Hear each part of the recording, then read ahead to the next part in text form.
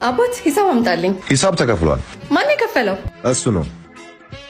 አንተ ማን ከፈልልኝ አለ? እንዴት ነሽ? ምን አገባ? ኑሮውን አትኖርም? እቺን ከፈልኩ ብለህ ለማውራት ነው አይደል? እኔ የተሻለ ሰው አግኝቻለሁ። ትቻለሁ። ተወኝ። በየካፌው የዘኩ ሴት ከምትቀብስ ስራውን አትሰራ።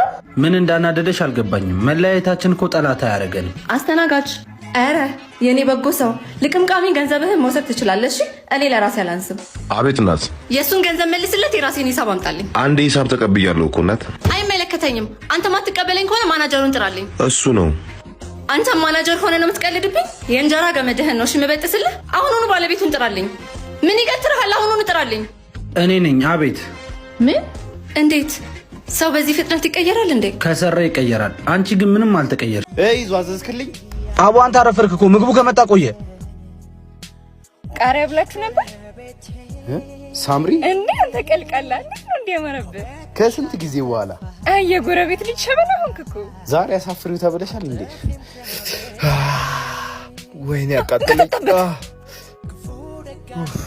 ተባረኪ። እንደ ድሮ ወብደነሻ። አንተ ግን ተለውጠሃል። አፈርከኝ እኮ መስሎች ነው እንጂ ብዙም አልተለወጥኩም። አሁንም ትወደኛለህ ማለት ነው?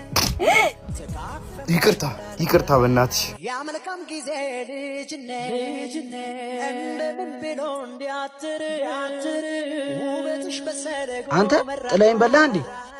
ከዚህ በኋላ እዚህ ካፌ